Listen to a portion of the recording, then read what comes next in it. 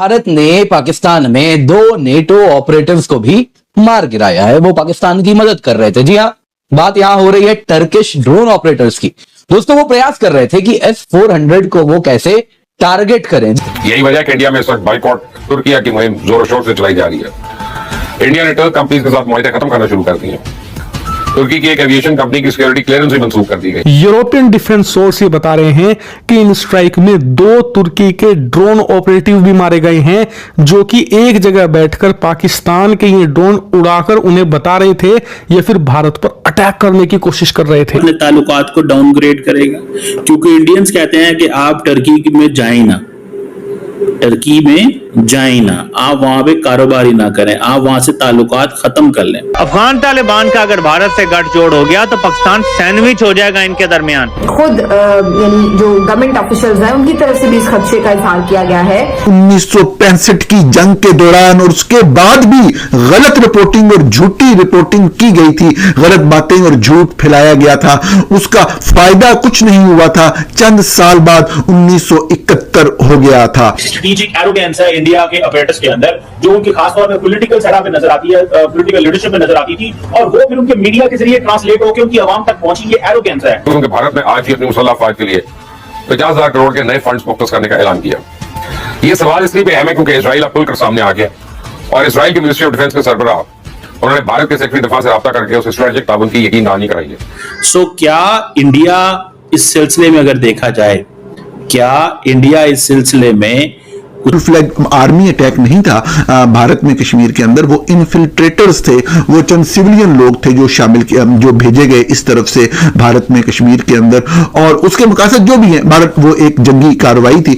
भारत ने पहले तो उसका जवाब दिया और जब उसको अच्छा खासा मुकाबला करना पड़ा सितंबर के महीने में, पाकिस्तान ने जम्मू में एक और महाज के ऊपर जब जंग शुरू की, तो फिर भारत ने जो है वो पाकिस्तान में जो रेगुलर बॉर्डर था उसके ऊपर भी लाहौर में भी और सियालकोट में जो है वो हमला किया। और हमें पता है कि जो 6 सितंबर को भी यही हुआ कि जो एयर फाइट हुई, जो फाइटर जेट्स की एक डॉग फाइट हुई, उसके अंदर जो है वो पाकिस्तान को मुसलसल बर्तरी हासिल रही 1965 की जंग में भी। इस बात में कोई शक नहीं है, कोई इसमें बहस नहीं है। लेकिन जो चरिंदा के मुकाम पे जंग लड़ी गई उसके ऊपर कंफ्लिक्टिंग जरूर हैं, लेकिन जितने भी फैक्ट्स एंड फिगर हैं रिपोर्टेड, उसमें पाकिस्तान के तरफ ज्यादा नुकसान पहुंचा। सिर्फ यही नहीं, कश्मीर के जितने भी महाज थे उसमें पाकिस्तान को बहुत ज्यादा नुकसान पहुंचा।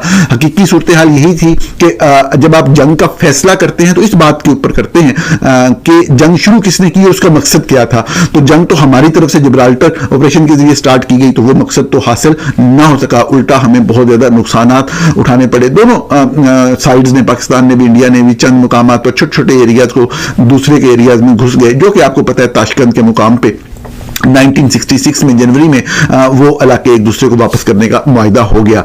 लेकिन ये बड़ी बहुत ही जिल्लत अमेज सूरत हाल थी और पाकिस्तान को बहुत ज्यादा तमाम फ्रंट्स पे नुकसान उठाना पड़ा। लेकिन उसकी रिपोर्टिंग पाकिस्तान के अंदर इस तरह से की गई कि खुदा की पनाह।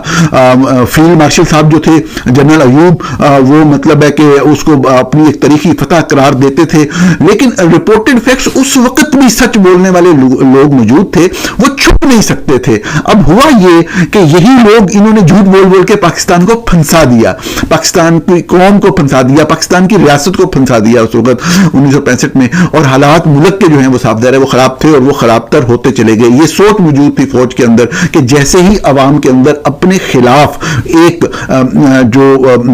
नफरत आप कहें उभरना शुरू हो, तो आप फौरी तौर पर इस तरह की चीज करें कि आपकी जरूरत जो है, आपकी एग्जिस्टेंस का जवाब जो है वो लोगों के अंदर मजबूत से मजबूत है। नमस्कार दोस्तों, स्वागत है आपका मेरे एक नए वीडियो में। दोस्तों, भारत और पाकिस्तान के बीच जब कॉन्फ्लिक्ट हुआ था उसमें तो तुर्की के जो ड्रोन थे वो इस्तेमाल किए गए थे भारत के खिलाफ। लेकिन इसमें एक बहुत बड़ी खबर निकल के आ रही है, तुर्की के 2 प्लेन जो शायद बड़े से ड्रोन थे वो शायद भारत के खिलाफ इस्तेमाल किए गए थे। इसकी 100% पुष्टि अभी भारत की सेना ने नहीं की है, इसकी पुष्टि जो है पाकिस्तान और इंडिया की मीडिया ने की है। तो इसमें खबर ये निकल के आ रही है कि इसको भारत की ब्रह्मोस ने मार गिराया था। तो ये तुर्की जो है नाटो में शामिल है और नाटो के जो भी कोई भी युद्धाभ्यास या कुछ भी होता है उसमें ये दोनों शामिल होते थे। मतलब कि और भी होंगे, लेकिन ये 2 अपने ऊपर इस्तेमाल किए गए थे। जिसको हमारी ब्रह्मोस ने मार गिराया है। अब इसकी कितनी सच्चाई है, इसको अगर भारतीय सेना अप्रूव करती तो फिर कंफर्म होता, लेकिन पाकिस्तान की मीडिया और इंडिया की मीडिया बिल्कुल कंफर्म कर रही है, डिस्क्राइब भी कर रही है। तो चलिए ये वीडियो देखते हैं और मैं मिलता हूँ वीडियो के अंत में। इंडिया ने मेजर फैसले लिए हैं कि जिसमें मिसाल के तौर पे एक टर्किश कंपनी थी जो कि इंडिया के बहुत सारे एयरपोर्ट्स के हवाले में काम करती थी, उनके लाइसेंस, उनकी सिक्योरिटी विड्रॉ कर ली है। बहुत सारे जो MOUs थे यूनिवर्सिटीज के वो खत्म हो गए। खैर MOU से तो कोई फर्क नहीं पड़ता, लेकिन फिर ये भी पता चला कि टर्की से बातें थे इंडिया में, वो बंद कर दिए गए। बहुत सारी ऐसी चीजें हैं जिसकी मिसालें मिलती हैं कि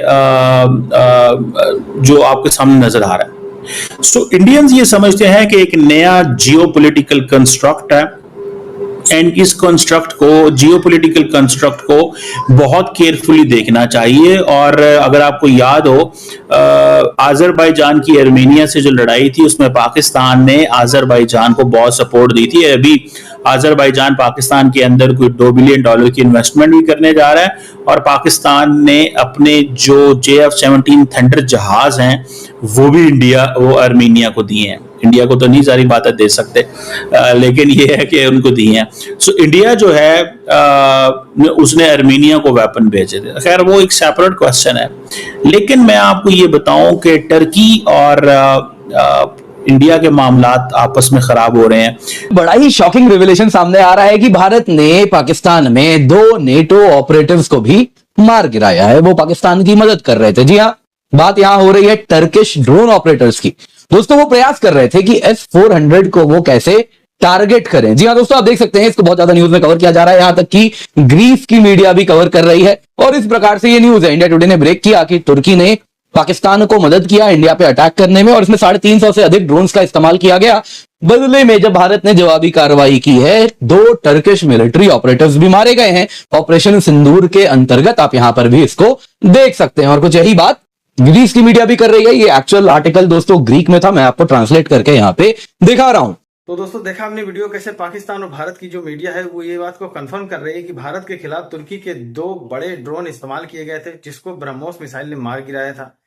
तुर्की हमेशा पाकिस्तान प्रो रहा है।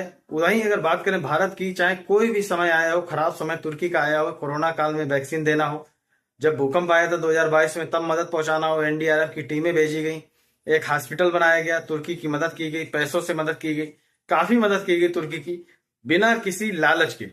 वहीं तुर्की जब भी कभी जरूरत पड़ती है पाकिस्तान को, तो वो चाहे किसी के भी साथ ना हो लेकिन पाकिस्तान के साथ जाएगा।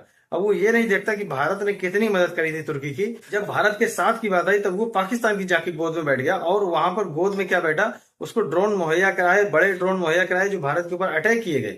वो तो गनीमत रही, हमारे पास S-400 है, आकाश है, स्वीडन की एंटी ड्रोन गन सिस्टम हमारे पास है, जो कोई भी ड्रोन को डिटेक्ट करके उसको आसमान में ही खत्म कर देता है। हमारे पास इतना सब कुछ है, हमें किसी की जरूरत नहीं। लेकिन हम कह ये रहे हैं कि हम अगर आपकी मदद कर रहे हैं तो हम आपसे उम्मीद कम से कम ये कर सकते हैं कि आप हमारे दुश्मन के साथ तो ना जाइए।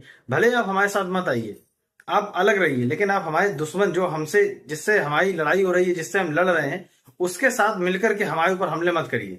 तो तुर्की का बहुत भयंकर तरीके से विरोध हो रहा है, भारत के अंदर बहिष्कार भी हो रहा है, और होना भी चाहिए, क्योंकि तुर्की वो हरामखोर देश है, वो एहसान फरामोश देश है, जिसको कितनी भी मदद करी जाए लेकिन अगर जरूरत पड़ेगी तो वो आपके खिलाफ ही खड़ा हो जाएगा। पाकिस्तान के साथ में रहता है, पाकिस्तान कभी इसकी मदद नहीं कर पाएगा और आगे भविष्य में भी नहीं कर पाएगा, पीछे भी नहीं करी है, क्योंकि पाकिस्तान खुद मदद वाला देश रहा है, पाकिस्तान खुद भिखारी देश रहा है, पाकिस्तान को खुद भीख चाहिए होती पूरी दुनिया से। अभी भारत और पाकिस्तान का जो भी हुआ था उसके बाद इनके पास पैसा खत्म हो गया, IMF से तुरंत अर्जेंट बेस पे $1 बिलियन का लोन लिया है। अब आप समझ सकते हैं इनकी औकात क्या है। उसके बावजूद भी तुर्की इनकी मदद कर रहा है, तुर्की इनके साथ में रहता है।